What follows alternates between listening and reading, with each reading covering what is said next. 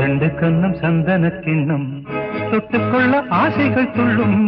ரெண்டு கண்ணம் சந்தன கிண்ணம் தொட்டுக்கொள்ள ஆசைகள் துள்ளும். பூவை கையில் பூவை அள்ளி கொடுத்த பின்னும் தொட்டு தந்த கையில் மனம் வீசுது இன்னும்.